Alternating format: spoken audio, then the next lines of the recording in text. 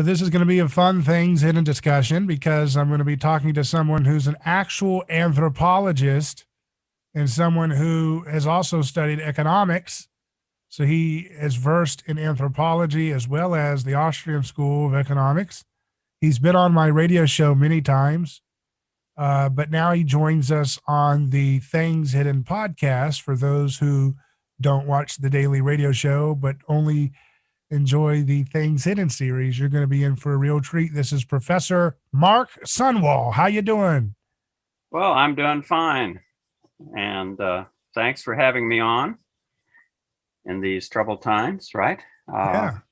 Let's see. The introduction, I'm not sure. It's a bit too flattering, perhaps, but... How about Ohio? Is it good? Ohio gozaimasu, yeah. Ohio gozaimasu. Yeah. So at any rate... you're joining us from Japan, right? Yeah. This is my home away from home, right? But we're glad to have you wherever you are. Your ideas are always interesting. I saw your recent newsletter you sent out on July 11th called Did Kantianism Destroy Civilization? And you go through a lot of different names here. And I want to do it as much justice as possible, but in the interest of brevity, we're going to have to kind of condense a lot of this. But I thought it was an interesting angle. You were basically suggesting that Kantianism, but its disciples then go take those ideas and kind of they get into anthropology, and then anthropology kind of gets us where we're at today. And so, first of all, define destroying civilization. Like, what's the problem that Kantianism unleashed, and then explain how you got to that argument. Well, I think anybody in the audience who doesn't understand what destruction of civilization is right now, maybe living under a rock. So I was kind of taking that as granted because, we're living in a time when basically we have a kind of transvaluation of values, right? A lot of things which, for most of human history were considered to be evil are now being validated, and things which were considered meritorious are considered,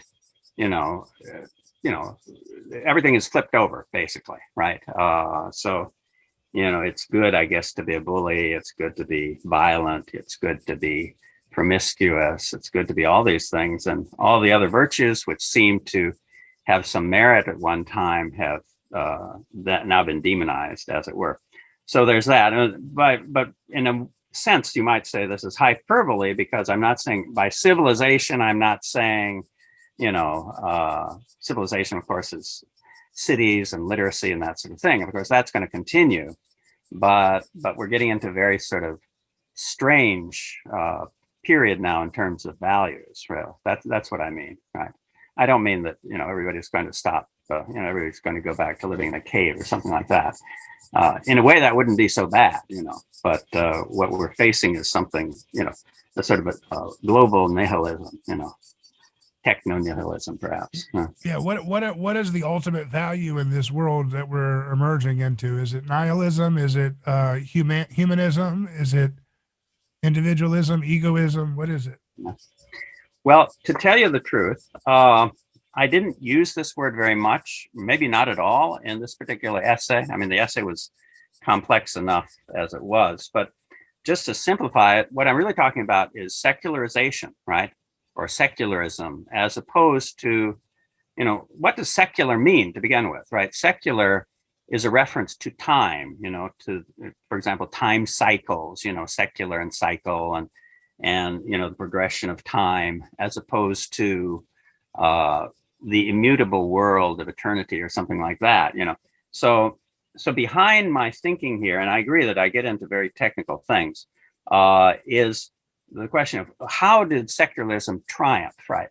Well, we all know about, for example, the dispute between the Darwinian evolutionists and the creationists, for example.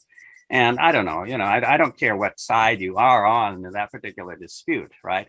But at any rate, there is such a debate, and we know that within the 19th century, materialism, Darwinian evolutionism, that kind of thing became fantastically popular. And you had a great deal of debate one way or the other, famous debates, between Huxley, and whatever the bishop was that was debating him, So you have that sort of thing. But there's a whole second thing. So you can divide, and this comes from the neo-Kantian way of thinking too. You can divide all of knowledge into natural science and human science, right? So the evolution versus creation debate is kind of on the natural science side of the thing.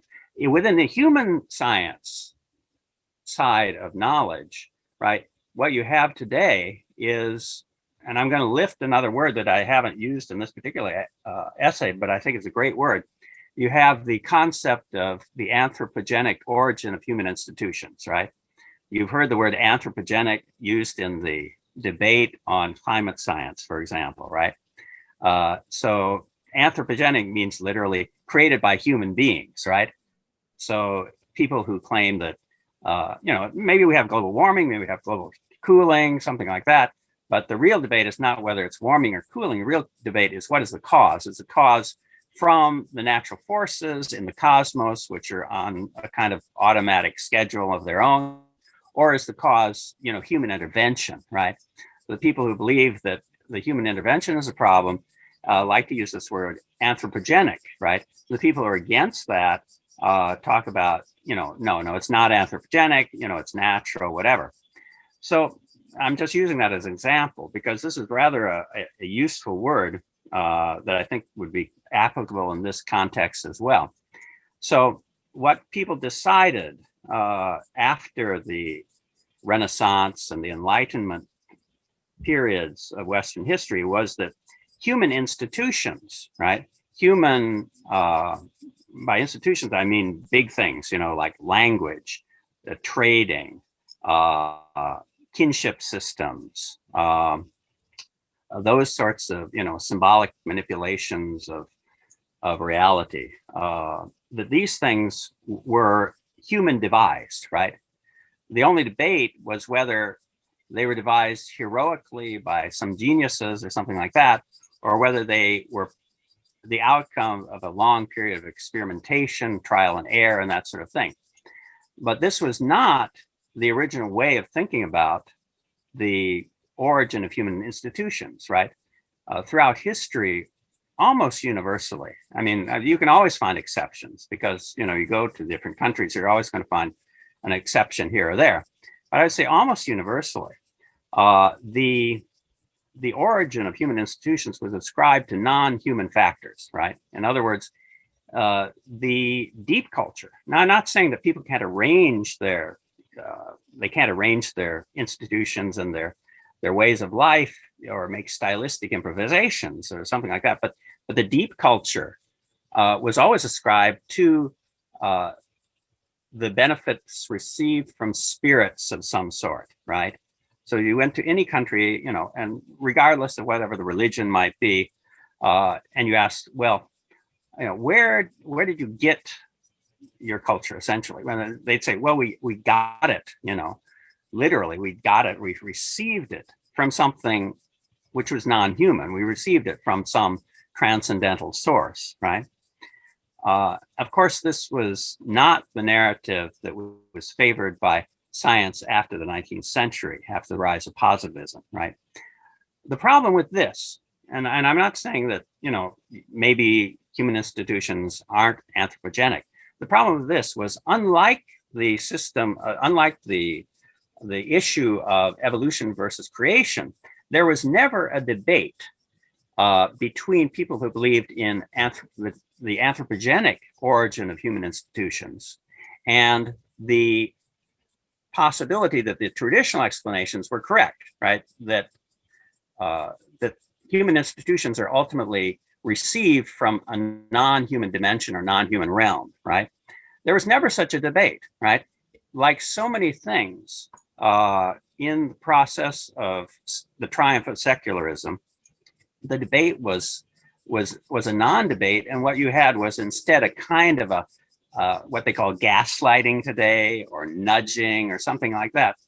For example, well, the classic example would be the philosophes of the 18th century, right? The philosophes, people like Demetrier or Diderot, those people, we call them philosophers. That's what it means in French. It's philosophe, right?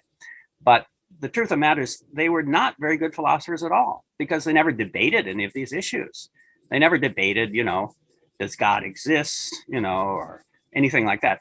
What it was kind of a snob appeal of the salon society, right? You had a gradual shifting of the terms of conversation as it became socially unacceptable to believe in certain things and socially acceptable to believe in other kinds of things. So there was never actually an articulated, explicit debate in the Enlightenment. Should we have a secular society, or should we have a atheistic society, whatever you want, right? The same thing, continues throughout the 19th century, because when you get into this concept of the origin of human institutions, right? I'm not talking about the origin of human physiology. I mean, that's one thing, right? But the origin of human institutions was simply assumed to have been anthropogenic, right? And as soon as that anthropogenic concept popularized itself, all further debate was foreclosed, right? So that's basically what you're getting there. And so I wanted to see, in terms of how this anthropogenic concept of the origin of institutions, which later was packaged and named the culture concept, right?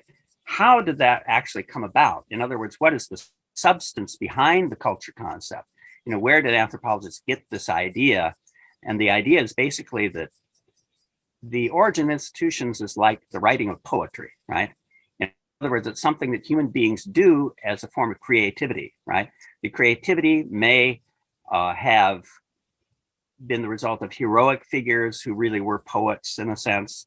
For example, Solon, or the founding fathers of America, or whatever, this sort of idea of the contractual arrangement. Or in a more sophisticated sense, it might be the result of a long process of trial and error, right? I'm saying that those are basically the same position. It's just that one has shallow time and the other has deep time. But the basic contradiction is not between shallow time versus deep time. The basic contradiction is between whether human institutions have an anthropogenic origin or whether they have a transcendental origin, right? That debate never took place, right? It was simply assumed, it was nudged aside, and basically the kind of social and human sciences that we got all presupposed this as a paradigm, even to a more imperialistic or presuppositional sense than the takeover of the biological sciences by the paradigm of evolution. At least there, you had some sort of debate, at least it was recognized that it was two sides of an antinomy, right? You had creation, you have evolution. But in this case, what you have is this theory of anthropogenic institutions versus what? Versus nothing, right? There's just a blanking out of this whole idea of the transcendental origin of institutions, right? So that's kind of the background there. You mentioned that anthropology split into two forks, right? And you had one, which is the cultural anthropology, where you're talking about the anthropogenic explanations are the only thing allowed. And then what was the other one that was more about discovery? The other is physical anthropology. Yeah, physical anthropology, so which is more connected to archaeology and real science. Yeah, archaeology, and also, of course, human biology and that kind of thing, right? So that's everybody knows what the debates were in that side, right? That's not up for issue, but has that cultural anthropology infected the other one too now, the physical anthropology? No, it's not a question of one infecting the other, right? So again, let's go back to these people, the neo-Kantians, right? That was sort of the focus of this particular paper. And I wanted to set just the context of why I thought this was an important thing. And it was the neo-Kantians, and not just them, but other thinkers at the time. We're talking about the late 19th century. We're talking about like from the 1880s to maybe about 1910 or something like that. This is the flourishing of that period. And this is when you get people, maybe, I'm not sure it was neo-Kantian, but maybe the classic person was William Dilthey, right? He was a German philosopher.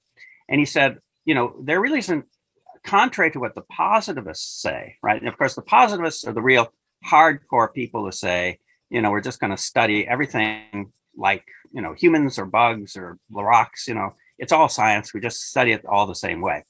And the neo-Kantians and Dilthey and people like that were a little more sophisticated in the sense that they were willing to divide human knowledge into two segments, right? One was the natural sciences, and the other was the human sciences, right? So this was the model on which was adopted in anthropology, the sort of bifurcation. There's nothing wrong with that, by the way. I think that's actually a legitimate move, right? To have the human sciences and the natural sciences considered as two separate things, right? That's fine, right?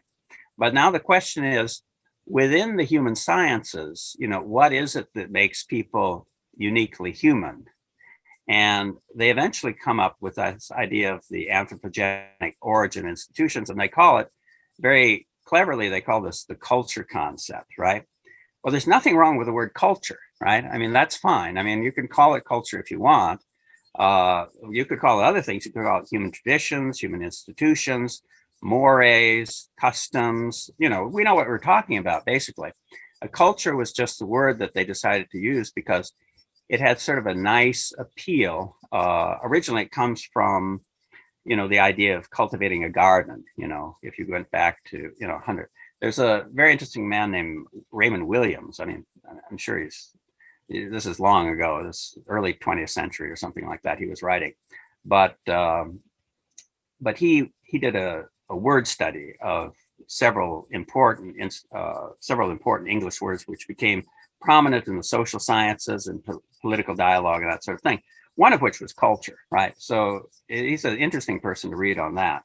But the problem is that when they started, G. Gordon Childs, I believe it was, who came up with this.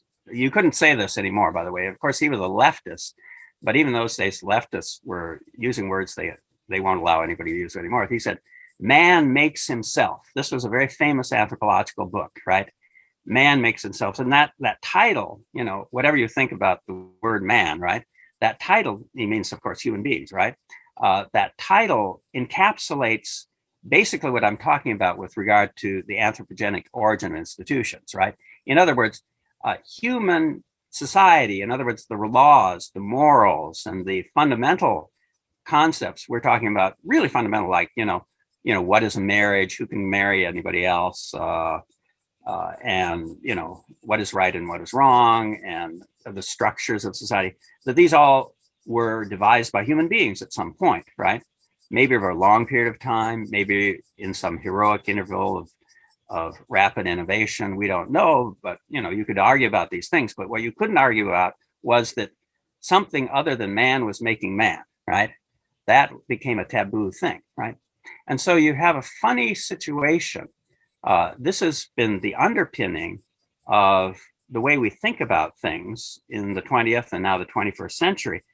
And it's the first stage in a process of a degeneration where now we think that political elites can reculture or cancel anything which has gone before, right? It's a debate, can people change morality, or is morality a pre-given, right? And I'm saying we should consider the fact that it is or the possibility that it is pre-given and it is not subject to change or cancellation, right?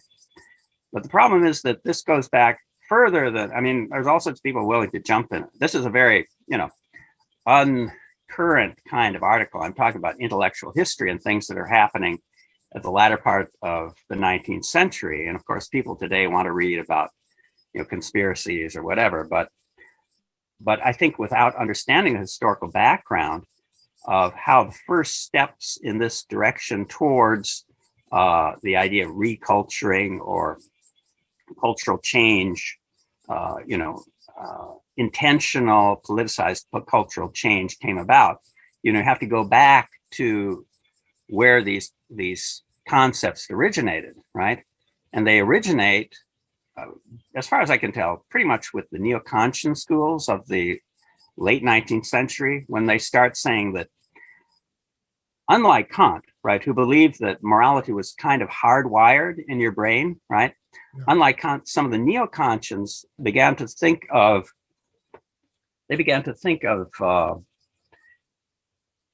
human institutions as being like poetry, right? Basically, right? In other words, you could sort of imagine whatever society you thought was desirable and write a constitution for that particular society, you know. And originally, you know, the people who were doing this were very well intentioned, you know. They were progressives in a naive sense who believed that human beings were basically very good, you know, and, you know, the fond imaginations of the human heart, if they could just dream the highest dream they could make an ideal civilization by rewriting human morality and so forth.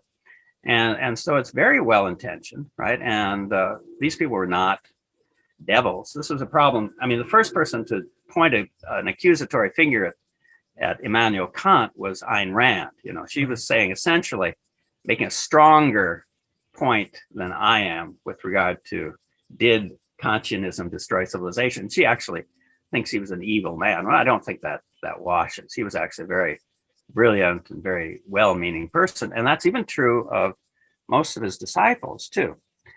Until we get to Nietzsche, right? And Nietzsche is the one who figures out, well, you know, if human beings are in control of their own institutions, they can make up any society they want. Well, you know, we can make up a nice, cruel society, which appeals to our sadistic side as well, that sort of thing. So they didn't really understand what they were doing when they came up with this idea of, you know, the poetizing or the creativity of making society, you know, man makes himself, kind of, you know. Their initial ideas were very, very well intended, but they simply unlocked Pandora's box. That's what I'm saying. I'm not saying that they were bad people at all. And from there, well, no, who cares what German philosophers think? But what happened was this got it, you know, the American anthropologists got hold of this concept, you know, the concept of anthropogenic institutions and the fact that you can change them, and the fact that, you know, well, there is diversity. I mean, that's another thing. I mean, the whole idea of, you know, cultural diversity or you know, institutional diversity amongst various peoples and so forth, that's certainly a valid concept, right? But the way it was used by the American anthropologists was sort of to titillate 20th century sophisticated people into thinking that, well, if there's so many possibilities, can't we kind of design our own culture, right? And this was, you know, the people I call, you know, Boaz's daughters, you know, Ruth Benedict, Margaret Mead, you know, they were the people who were doing this kind of thing, this kind of, well, sort of propaganda under the name of research, as it were, right? And later, this kind of research was sort of exposed as, at least in part, a kind of hoax, right? But it was very effective as propaganda and as literature. It's very good literature, actually. People love to read this because they love, you know, the idea of people being able to create a diversity of institutions, multiple solutions to different problems in different regions of the world and so forth. You know, and it had a kind of humanistic, benevolent quality to it. But the consequences of it were not good, right? The consequences of it were, for example, if Margaret Mead goes in the South Pacific and she says, well, you know, you look at the sex roles in 3 different areas, and, you know, in each of them they're different. In different islands, they have different relationships between men and women. Well, there's nothing wrong with that, and that probably was to some extent true, right? But what people did with that kind of data is they said, oh, well, you see, this means that since there are these different possibilities in primitive society, we can take the same concept, you know, and we can start doing cultural engineering, right? We can start choosing amongst these various models, right? And this is kind of where it serves, you know, possibly nefarious purposes, right? So I know this sounds, you know, I'm taking all this way back, right? Because now we're seeing, outrageous things. I mean, basic human norms, which have been accepted for thousands of years, and nonetheless, people think they can legislate them out of existence, just by fiat, right? Legislative fiat or executive fiat or whatever it may be. It's not just conservatives versus, progressives either. I mean, conservatives to some extent are guilty of this as well, right? And there's a whole section in this paper where I mention the fact that one of the things the conservatives fell for was, we would buy this idea of the anthropogenic origin of institutions, but if it happens very slowly over a long period of time, then that's good, right? It happens radically over, for example, during the French Revolution or something like that. Well, it's not so good, right? But that's really a tempest within a teapot, because what we're talking about is the basic concept of immutability as opposed to change, right? And so if these institutions, these fundamental institutions, are not immutable, right, then it doesn't really matter if they are changing over a long period of time or if they're changing radically.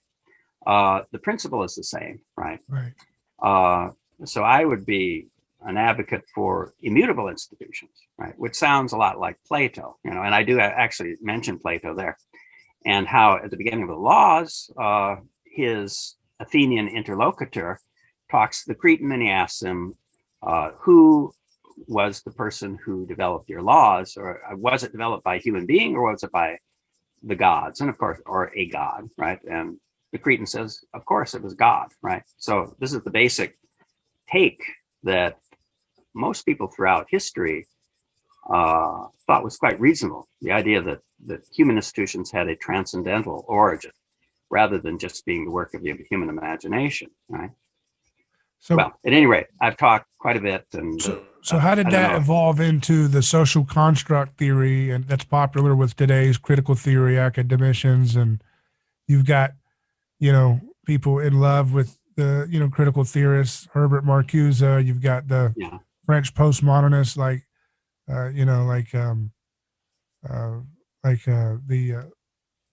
what's the guy's name? Foucault. Foucault, yeah. Are they all taking on this neo Kantian? Kantian is, how do you say the neo? I thought it was neo Kantian, but you're the philosopher, so you tell me. I'm notoriously bad when it comes to. It also depends on which language you're speaking. Okay. Whether you accept particular. But do they have can you show a direct lineage from there too to those popular? Yeah. The thing is that Marxism actually wasn't very popular in the 19th century. It was too radical for people. And there needed to be a bridge, right? People didn't suddenly just jump into the fire. Here they were, bourgeois people, and they say, oh well, let's turn the world upside down. No. Most people thought that Marx was kind of out on a limb, right? But what you did have was a general consensus that it was good that society could be changed in a positive direction, which is a nice idea, right? I mean, nobody would really dissent from that. And so what you got in the late 19th century is we got certain adaptations of socialism and progressive ideology, but they weren't, strictly speaking, based on Marx's idea. Most of them were based on some sort of neo-Kantian concept, right? Because they realized, this idea of class war and, liquidation of the oppressing class, and then the new class takes over. There was something barbarous about there was something that smacked of violence and evil in that. But on the other hand, they generally were concerned with the plight of the working classes and so forth. So Kantianism as tradition is always wedded towards ethics. It's always had a strong ethical concern. The problem is, right? And so at any rate, just to finish that thought, the kind of socialist parties that you had, for example, in Bismarckian Germany or Austria-Hungary at the end of the 19th century were not necessarily hardcore Marxist socialists. They were Kantianized socialists. They were kind of trying to make a case for socialism on the basis of some sort of equitable thinking, and something, sort of like Rawls later, in contemporary American dialogue, he was trying to be fair. And, if you're trying to be totally fair, and you have a distributionist ethics, what do you do? Right. So that was the kind of socialism that became popularized in Europe, particularly Central Europe in the late 19th century. And Marxism really didn't come in for a long, long time. So, because people were just not buying it. And later, however, you got people who really were intentionally Marxist, but realized that Marxism did not sell very well, trying to take over more and more of this sort of neo-Kantian way of thinking, right? And again, what is neo-Kantian? I mean, it's this whole idea of the importance of culture and aesthetics and that sort of thing. And that's where you get the Frankfurt School and all the various thinkers who associated with that, and Marcuse later, and that's pretty well covered ground, right? I mean, the problem is that most people, when they think of, what are the origin of our present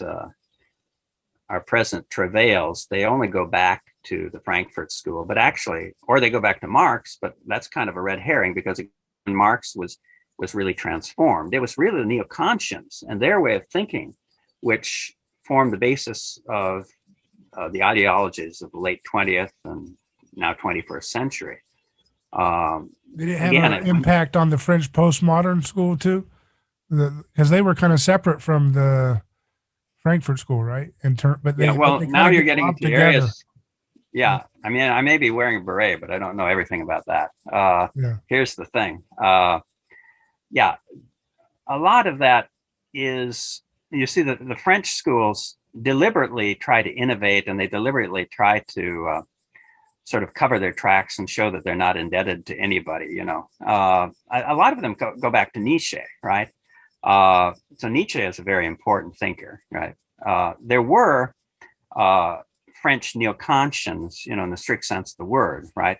But I don't think that's where this deconstructionism and postmodernism really comes from. It comes ultimately from Nietzsche, but as I explained in the paper, right, Nietzsche is kind of a doppelganger of Kantianism anyway, right?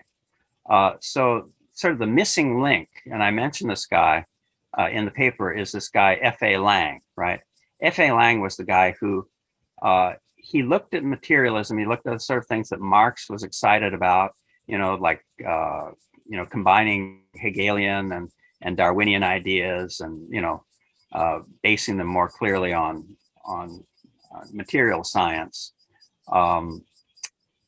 And he said, okay, that seems to work up to a certain point, but there's a sort of X factor. There's a kind of a free space which makes us able to have free will, and none of this really covers that, right? And so he said, he wasn't the originator of this phrase, but he was part of the back to Kant movement, right? So people were getting very comfortable with positivism and materialism and Darwinian evolution, and think, oh, well, everything's just gonna, go in a sort of mechanical way towards the future, right? Without, automatically in a sort of predestined way. But then obviously, that left out the human factor, right? And so reflective thinkers said, no, wait a minute, we have to get back to understanding that there's a human dimension alongside of the material dimension. And probably most interesting of these people was this F.A. Lang, right? The F.A. Lang came up with the idea that we have to have this sort of space, which in Kant's critiques was, in the critique of practical reason, was covered by the categorical imperative, right? So Kant has an epistemology where he deals with how do we relate to the, phenomenal world and so forth. And then he has a critique of practical reason where he says, what is our human essence? Where do we get our morality from? Which cannot come from this other stuff. It can't come from investigation of the material world, because there's a difference between facts and values, right? So, uh, so this is kind of a space, a uniquely human space, which in the original Kantianism is filled up by the categorical imperative and also the imperative to believe in God and the immortality of the soul and that kind of thing. But what F.A. Lang does, instead of filling it up with the context or the content of Kant's original ideas, right? He makes it into a free space, right? So it becomes a kind of a tabula rasa, right? So he says, actually, there is no categorical imperative. You know, human beings can pretty much think anything they want about morality, and they can make up their own morality, right? But he wasn't saying the same way that Nietzsche was thinking, because he still, in a subconscious sense, was thinking in terms of the fundamental basis of Christian civilization. You know, he's thinking, you know, we can make up our own morality, but of course, what we want to have is people be kinder towards each other and more equitable and that sort of thing, right? And then you had another very major, much more major than Lang, you know, Cohen, right? Again, Herman integrated Cohen, right? the Old Testament, right? Moses. What? He integrated some of the stories of Moses, right? Yeah, exactly. Well, I mean, his idea was a rational religion based on the sources of Judaism, right? That was his name of his book, and that, I think that tells you a lot just with the title there. So again, it was very well intentioned, right? Because it's all, you know, people who believed, you know, well, since people are free to make up their morality, well, can just they can take Judeo-Christian morality and then they can sort of put it on steroids and we'll make an even juster society, a better society, and so forth. But in doing that, they unlocked Pandora's box. Once they said, you know, we're making our own morality. You know, once we have a free space here and we can invent the morality, that was unlocking Pandora's box. And then who pops out of that but Friedrich Nietzsche, right?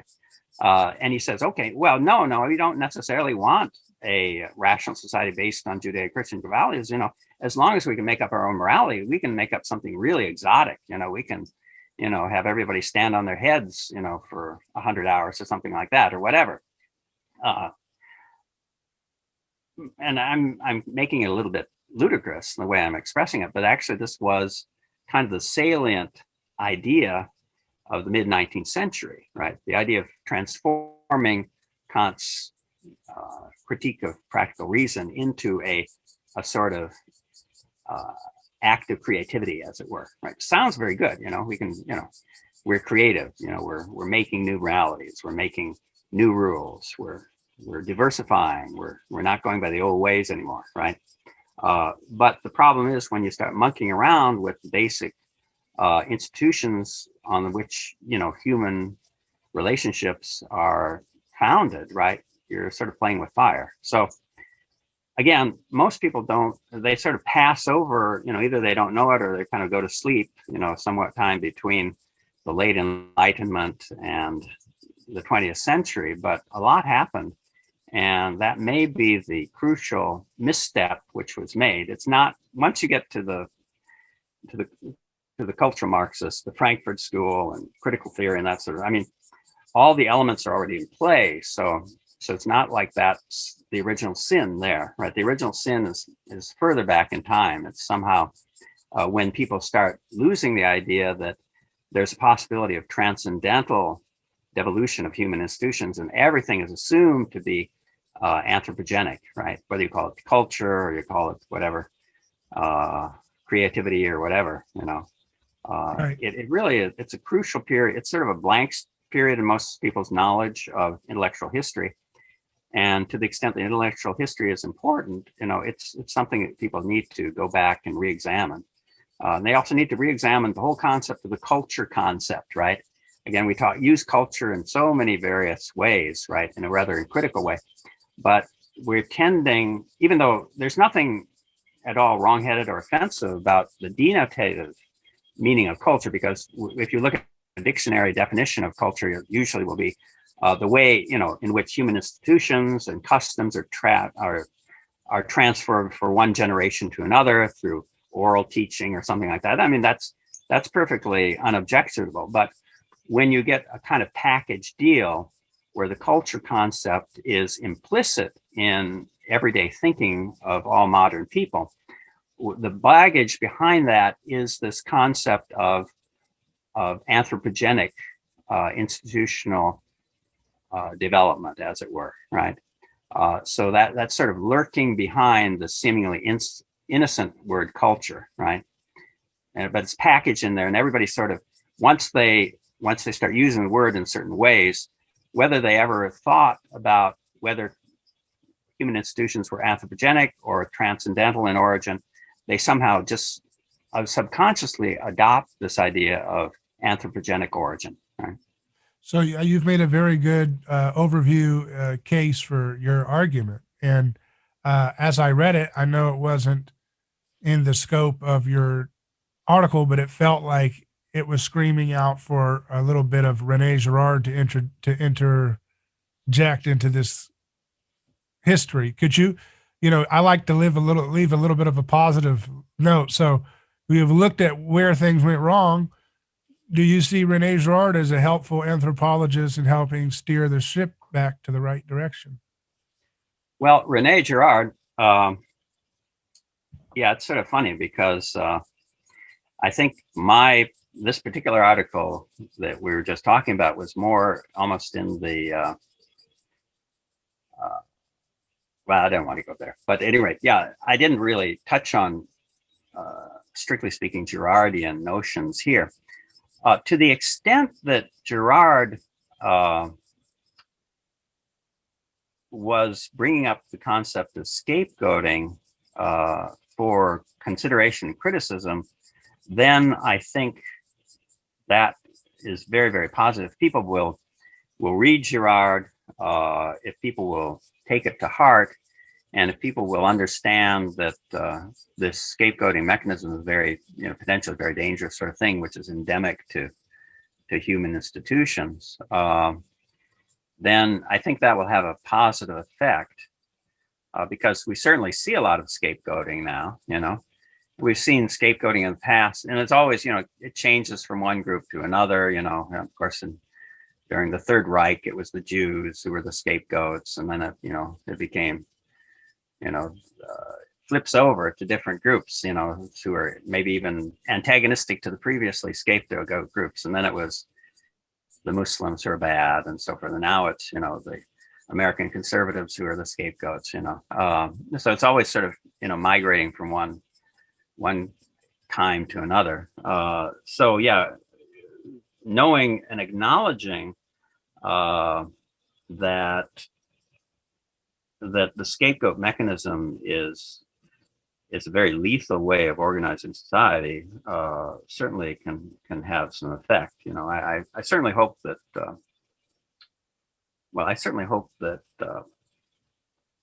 that people will see what is going on for what it is, which is scapegoating, right? It will be unmasked.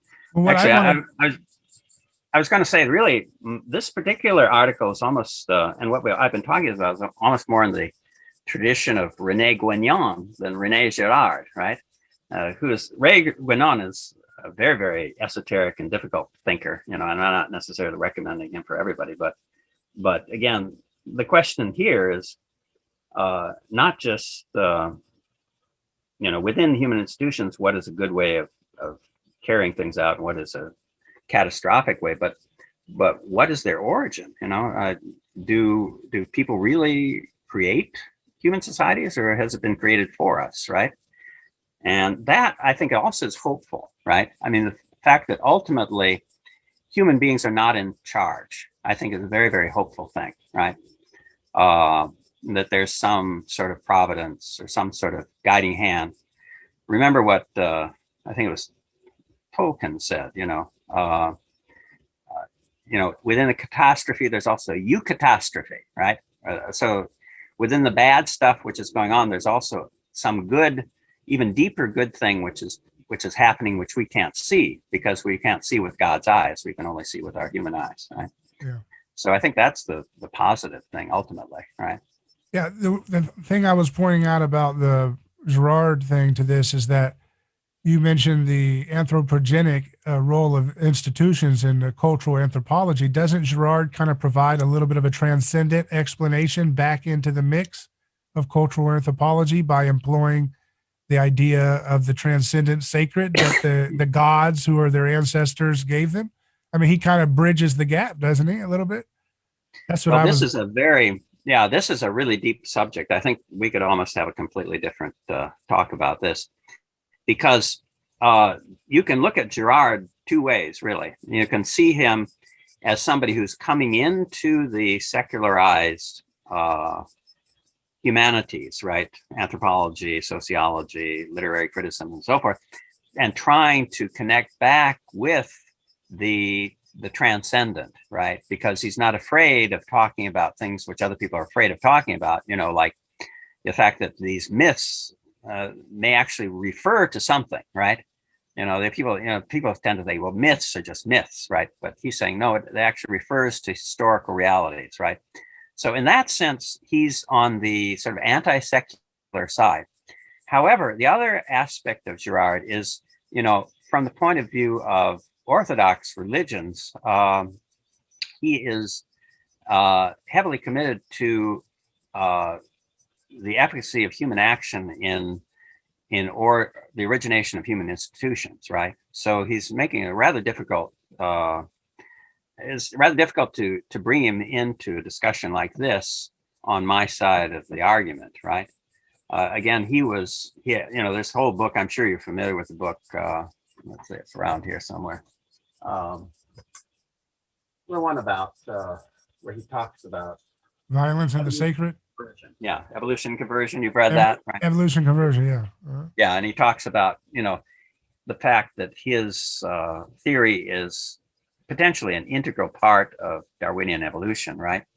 And I don't deny him, the right to say that. In fact, that may even be true, but it's a little bit like, say, I'm coming more from a sort of Rene Guignon than a Rene Girard point of view here, that the institutions, of course, the shallow culture, as it were, the ordinances and the habits and the styles of human life are all, human devised. We're always rearranging, the elements of our civilization and making new patterns and so forth. But I would say at the root, there's a possibility that is of transcendental origin, right? And that's very important, Yeah, I think so. Well, Professor Sunwall, I like listening to you and talking with you. It's been a great discussion. Thank you for your contributions in this time. Well, thank you for hosting me, and I wish you well, you and your family. And at any rate, hope to be on sometime in the near future too. Yeah, and is there any way people can stay in touch with you or subscribe to your newsletter?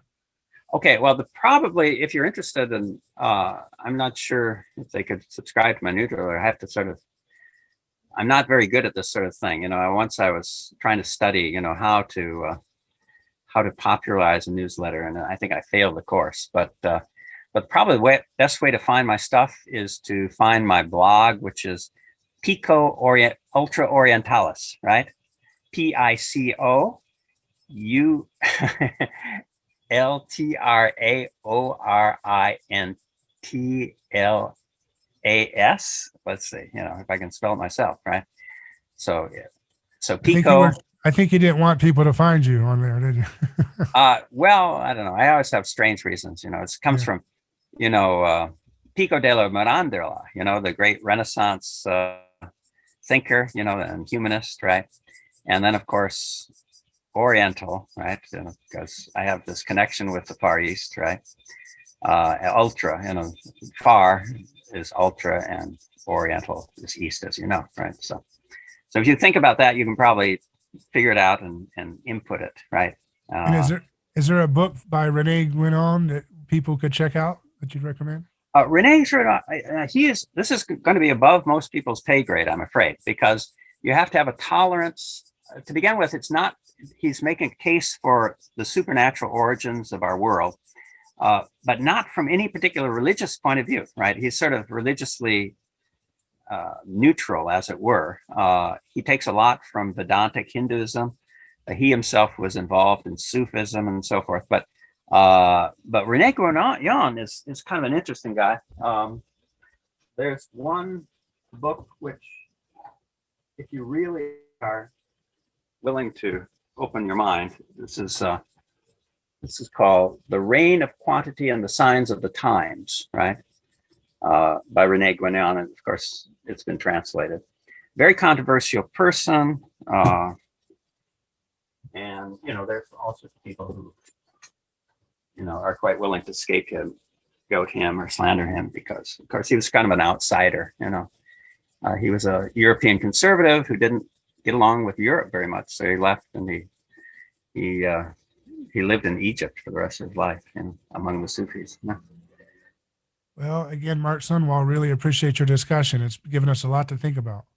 Okay, well, thank you so much. You're always too complimentary, and best luck and God bless. Thank you.